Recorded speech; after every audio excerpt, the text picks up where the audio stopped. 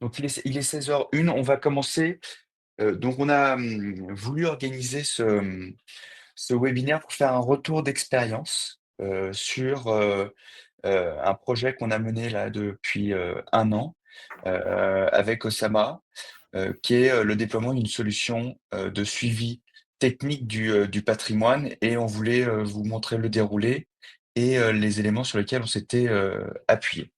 Donc je vais laisser, peut-être Osama se présenter et après je me présenterai.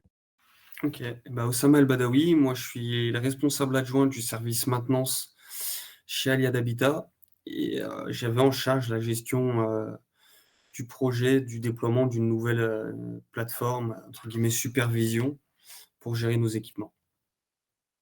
Et donc moi, Grégoire Deutz, donc cabinet de conseil, Granit, je reviendrai dessus et c'est avec Osama qu'on a travaillé, sur ce projet. Je te laisse, Osama, rapidement pour rappeler pour les gens qui ne savent pas qui est Aliad Habitat? À Aliad Habitat, on a un bailleur social, environ, 58 000 logements, bientôt 60 000, avec 11 agences au total réparties sur la région, Rhône-Alpes, donc Villefranche, Beaujolais-Val de Saône, Annemasse, Annecy, et cetera. Et on est une filiale du groupe, Action Logement. Donc un bailleur important, et très attendu. Je rappelle juste avant de présenter Granit 2 choses qui nous sont, importantes, 2 chiffres importants pour nous chez Granit. La première chose, c'est que on rappelle que toujours que 75 des coûts d'un bâtiment sont portés sur la partie exploitation et donc l'importance de bien maîtriser, les données ou en tout cas sa connaissance du parc immobilier pour, avoir de la performance sur la partie exploitation. Et l'autre chose qui est une des thématiques fortes, sur ce qu'on va vous présenter, c'est, la notion de gestion de projet et c'est quelque chose sur lequel on était assez vigilant puisque c'est un projet qui s'est déroulé sur 1 an et il y a une étude de McKinsey qui dit que le succès d'un projet, vient, notamment par la manière dont il est conduit et au-delà des dimensions métiers et techniques, c'est un élément, important. Si je fais un petit focus rapide sur, Granit, donc on fait du conseil en gestion technique de parc immobilier. Donc on accompagne les, organismes ou les directions immobilières dans le fait de se structurer, définir leur stratégie de gestion de leur, parc. Et donc on a différents niveaux d'intervention. On sensibilise à travers de la formation et notamment de la formation de comité de direction. On initie quand on fait des audits sur, des interrogations sur, des stratégies, bâtiments connectés, mais aussi, de l'audit de maturité pour, identifier où sont les données. Et puis après, on aide à dérouler, c'est-à-dire à structurer avec des notions de référentiel, de gouvernance. Et on aide, ce qui va être le cas pour, ce qu'on va montrer dans les prochains slides, c'est aussi on accompagne sur le choix des outils que vous pouvez, mettre en place dans vos, organisations et on va jusqu'au déploiement. Et souvent, on rajoute une chose qui est importante, c'est que au delà des outils et de la data, ce qui est important, ce sont les hommes. Donc on fait aussi beaucoup de missions pour, animer et accompagner, au changement. Et aujourd'hui, on accompagne sur ces différentes, activités, plus de 50 bailleurs sociaux. Je laisse Oussama peut-être justement commencer à, présenter le projet et sa genèse. Alors du coup, nous, à la base, comment on a organisé pour, le suivi de tous nos équipements, c'est-à-dire, ascenseur, porte de garage, on avait déjà un logiciel, on travaillait avec MQS. Par contre, pour tout ce qui est, VMC, chaufferie collective, chaudière individuelle, photovoltaïque, on travaillait uniquement avec des fichiers Excel. Et l'objectif, vu que ça fonctionnait super bien avec les ascenseurs, c'était d'avoir un logiciel qui regroupait tous nos équipements, tous nos équipements au sein d'Aliad Habitat pour pouvoir visualiser les pannes, l'inventaire qu'on a et arrêter avec tous nos fichiers Excel. Alors après MQS, c'est vrai qu'on l'utilisait depuis bien longtemps, sauf qu'on passait ça à bon de commande et vu que maintenant on a tout ce qui est chaudière collective, chaudière individuelle, on était obligé de mettre en concurrence. Voilà. Sur les différents cas d'usage qui étaient, identifiés, peut-être les Alors, au niveau des différents cas d'usage, nous, on a besoin de ce logiciel pour plusieurs choses. La première chose, c'est tout ce qui est inventaire, améliorer le suivi des exploitations, respect des contrats et des délais, puisque le nouveau logiciel qu'on a choisi, on peut rentrer tout ce qui est pénalité de nos cahiers des charges, suivre et pouvoir clôturer les appels clients au niveau du centre de relations clients. À l'heure actuelle, on sait on demande à nos locataires d'appeler directement nos prestataires. Ça veut dire que quand on a un locataire qui est en panne, on n'est pas forcément au courant. Et notre centre de relations clients encore moins. L'objectif avec ce nouveau logiciel, c'est d'être au courant en même temps que nos prestataires et que notre centre de relations, on n'avait pas de logiciel avant MQS. Et consolider les éléments pour préparer des réhabilitations donc, suivant l'inventaire.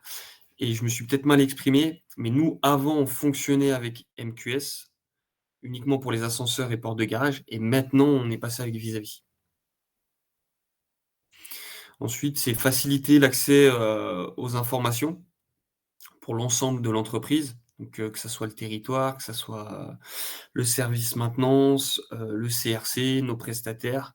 En fait, il faut se dire qu'on a une quarantaine de prestataires avec 40 extranets et que si on voulait avoir accès à des bons d'intervention dans un logement, on devait se connecter sur les extranets de tous nos prestataires.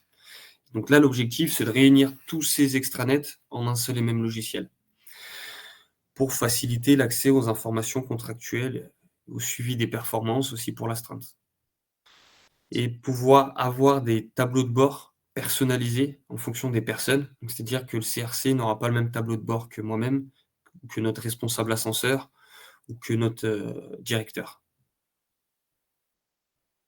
Donc, une fois qu'on a identifié ces cas d'usage, et c'est là l'importance aussi de ce qu'on a essayé d'apporter dans cette mission, c'est une vraie question, une vraie réflexion sur, d'un point de vue technique, comment on traduit ces cas d'usage et ces besoins en solutions et surtout trouver les solutions qui sont sur le marché, ou en tout cas les challenger pour répondre à ça. Donc la plateforme numérique, premièrement, elle a permis de centrer un certain nombre d'informations, de connaissances, une base de connaissances techniques sur, les équipements, du patrimoine.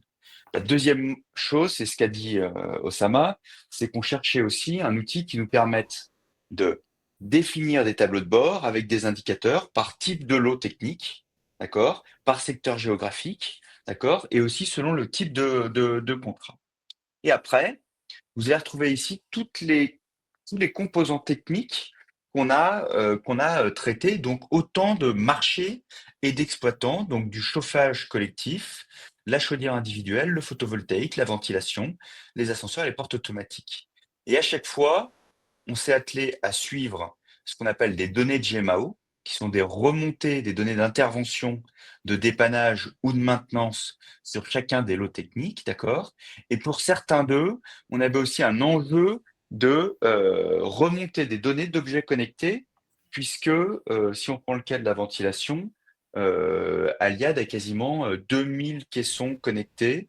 Et donc, il y avait aussi cet enjeu, au bout d'un moment, de centraliser l'information au même endroit. Et aussi ce qu'a pu dire Osama tout à l'heure, c'est important, c'est que vous voyez le nombre de prestataires et l'étendue géographique. Donc il y avait cette nécessité de faciliter l'accès à l'information au sein de l'entreprise. Donc on a traduit les besoins métiers. Avant, ils avaient un outil qui était très orienté ascenseur et porte automatique qui apportait satisfaction. Et au fur et à mesure, on a étendu le champ des marchés à suivre. On a travaillé sur les cas d'usage pour avoir une architecture qui corresponde à des solutions marché, en tout cas pour pouvoir les interroger. Et donc, pour faire le lien aussi très important, c'est que dans ce projet qui a duré 1 an, au-delà des aspects techniques qu'on a pu aborder sur les 2 ateliers que vous avez pu voir ici, on a vraiment déroulé un process pour sécuriser ce projet au sein d'Aliad Habitat. Donc, un des éléments, c'est pas uniquement de répondre aux attentes techniques, ça c'est, on a pu le faire, mais c'est aussi très rapidement initier des réunions d'information avec le service achat et la DSI pour lever tous les doutes ou tous les zones d'ombre qu'on pourrait avoir sur des intégrations dans le système SI. Ça, c'est une première chose. Et aussi se caler sur le process d'achat qu'on pourrait mettre en place. Et après, on est rentré, et c'est là où, à mon avis, l'important aussi, c'est que votre conseil ait une bonne connaissance métier, c'est qu'on a animé 2 journées d'atelier où on a reçu les différentes solutions qui nous ont fait des présentations et ça a alimenté la- l'exigence, ou en tout cas les attentes euh, des équipes d'Aliad. Et on a fait un deuxième atelier où là, on était plus, entre guillemets, directif. On a donné un cadre en leur demandant de nous présenter la manière dont ils adressaient un certain nombre de cas d'usage très précis pour s'assurer que ça répondait à nos attentes. Et à partir du moment où on a validé les éléments techniques, les éléments de la DSI et le process d'achat, on a déroulé je dirais, une forme de consultation, d'accord? Et on a obtenu des remises d'offres pour finaliser l'achat à travers une plateforme qui est le RESA. Donc, on a même été sur le travail de savoir quelle était la plateforme la plus appropriée. Donc, un projet d'1 an sur lequel on a mis du rythme, on a mobilisé des gens de la DSI, des achats, de la technique et aussi de la présentation au comité de direction. D'accord. Mais ce qui fait que aujourd'hui, on est sur un projet qui va au bout.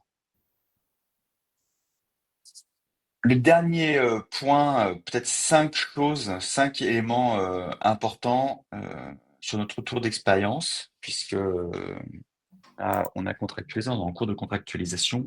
C'est la première chose, c'est il faut bien, on n'a pas designer le cahier des charges, c'est bien construire le cahier des charges avec les équipes techniques, parce qu'on parlait d'accompagnement au changement. L'attente la plus forte, c'était de ne pas dégrader déjà ce qui marchait jusqu'à présent chez Aliad. D'accord? Donc, il y avait un vrai sujet d'intégrer les équipes techniques, les responsables de maintenance et les responsables de secteur dans ce process de définition du cahier des charges pour que tout le monde le porte et l'accepte. La deuxième chose, c'était aussi bien de sourcer les prestataires qui pouvaient répondre à ces sollicitations, mais aussi les challenger à travers des ateliers autour des cas d'usage très clairement identifiés. Il y a notamment un cas d'usage qui est ressorti, qui était le suivi des visites d'entretien des chaudières individuelles, qui n'était pas Très bien. forcément quelque chose qu'on avait identifié au début, Pas du et tout. ça a venu nourrir notre réflexion et notre cahier des charges. En fait, il faut se dire que le suivi des entretiens individuels, on le faisait à la main et que quand on a fait la réunion, l'atelier procédure avec Vis-à-vis, on savait même pas que c'est possible et Vis-à-vis le fait, c'est pour tout ce qui est visite d'entretien avec là pour le premier passage, le deuxième passage et le troisième, avec les courriers recommandés et en fonction de nos contrats, Vis-à-vis peut le gérer grâce au logiciel de nos prestataires. Et donc ça, on l'a rajouté directement On a intégré. à notre cahier des charges. Et après, c'est ce que je disais, c'est qu'on ne faut pas qu'on le fasse uniquement le projet dans notre coin. Donc, on a animé aussi des réunions, je disais, avec d'autres parties importantes de l'organisation, DSI, direction générale, achat. Et donc, ça nous a amené aussi à travailler sur le budget, le piloter selon ce qu'il était possible de faire, mais de le construire en concertation avec les uns et les autres. Donc, en définitive, c'est pour ça que je suis très content de faire ça, de présenter ce webinaire avec Osama, c'est qu'il y a eu un vrai travail d'animation et de gestion de projet sur 1 an qui nous a permis aujourd'hui de valider ce projet et qu'il soit intégré chez Aliad. Et maintenant, le véritable enjeu, c'est de déployer cette solution. Exactement. Donc, il est 15, c'est ce qu'on s'était dit. L'idée, c'était de vous partager ce projet qu'on a fait ensemble et qui a abouti. Donc, comme a pu le dire Osama, c'est la solution vis-à-vis qui a été retenue. Mais ce qui paraissait important de démontrer, c'est qu'au-delà de la plateforme qui était choisie, c'est aussi tout ce processus qu'on a mis en place, d'accord, pour faire adhérer les gens aux uns et aux autres. Je vois qu'il y a un certain nombre de questions. Et de commencer à Donc, répondre à des questions. ouais, j'ai vu que tu avais répondu. Et quels sont les indicateurs pour Alors, les ascenseurs qui sont alors, suivis? les indicateurs, nous, on en a beaucoup. Donc, c'est le taux de panne, les installations rebelles. Ce qu'on appelle les installations rebelles, c'est les ascenseurs avec plus de 3 pannes. Parce que dans nos contrats, un ascenseur qui a plus de 3 pannes, on peut mettre des pénalités à nos prestataires.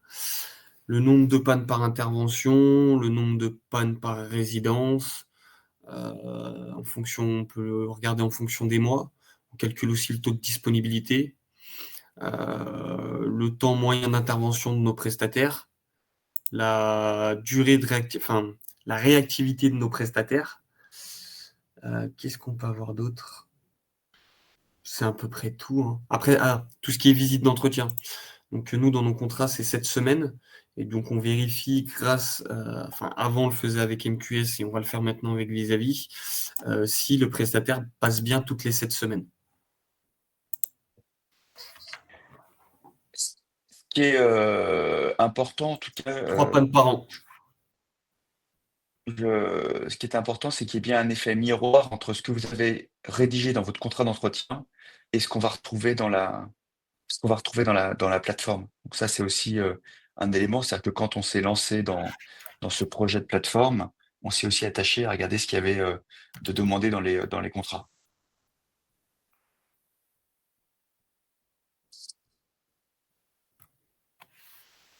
Et est-ce qu'il y a d'autres questions éventuellement? Eh ben, Emmanuel, je vous donne la parole. Oui, je voulais savoir, par rapport à la carte d'identité des équipements, elle Mhm. est aussi comprise dans Vis-à-vis ou est-ce que c'est des éléments qui sont dans l'ERP ou c'est une solution entre les Alors deux? nous, on en a un peu dans le RP, mais l'objectif, c'était que ça soit compris dans Vis-à-vis pour aller beaucoup plus loin. Dans notre ERP, on va pouvoir dire si c'est de la chaudière individuelle, si c'est un ascenseur, etc. Mais dans le RP, on va aller, enfin, dans Vis-à-vis, on va aller beaucoup plus loin. Par exemple, si c'est de la chaufferie collective, on va vouloir l'année de la chaufferie, l'année de la chaudière, la date de réhabilitation, la marque, le type. Pareil pour les ascenseurs, pareil pour les portails. Si c'est une porte de garage, si c'est un portail, le nombre de vantaux, etc. Et vous pouvez le faire dans Vis-à-vis. Et on peut le faire, l'objectif, c'est de le faire dans Vis-à-vis, oui. Parce qu'on est passé il y a 2 ans sur ICOS et effectivement, on a trouvé qu'il n'y avait pas assez d'informations qui Pas pouvaient du être tout. mises dedans sur les équipements. Et Mm-mm. donc, je cherche à la fois une solution pour suivre les interventions, mais aussi pour avoir cette cartographie des équipements. Pour Et nous, là, c'était vous super avez important de l'avoir parce que, comme on disait au début, on a un patrimoine d'environ 60 000 logements. Euh, Ça veut dire qu'on a des centaines de milliers d'équipements qui sont à l'heure actuelle dans des fichiers Excel. ouais. Et donc le but, c'était vraiment, on a choisi Vis-à-vis justement pour enlever tous ces fichiers Excel et avoir et à rentrer dans le détail pour chaque équipement, que ce soit un caisson VMC, une chaudière. Une chaudière, on va vouloir le type de ventouse, si c'est du conduit 3CE, le type de gaz, le type de radiateur, etc., etc. Le but, c'est vraiment d'aller loin. Voilà, en tout Merci cas, beaucoup. bon, il est 16h20, donc par respect pour mes autres collègues, on va clôturer ce webinaire. Bien sûr, il y a des replays, on pourra vous diffuser. Vous aurez bien sûr mes coordonnées. Euh, Mm. Au et total, vas-y, il y aura peut-être. environ 80 personnes qui utiliseront le logiciel à terme. Je réponds à la dernière question. Eh ben, c'était la dernière question, c'est la dernière réponse. Merci Ben, à tous merci tout d'être le monde. venus. Les replays seront disponibles et on vous envoie la présentation. N'hésitez pas à nous solliciter. Et merci beaucoup, Osama. Pas de souci, merci à toi. Au revoir. Au revoir.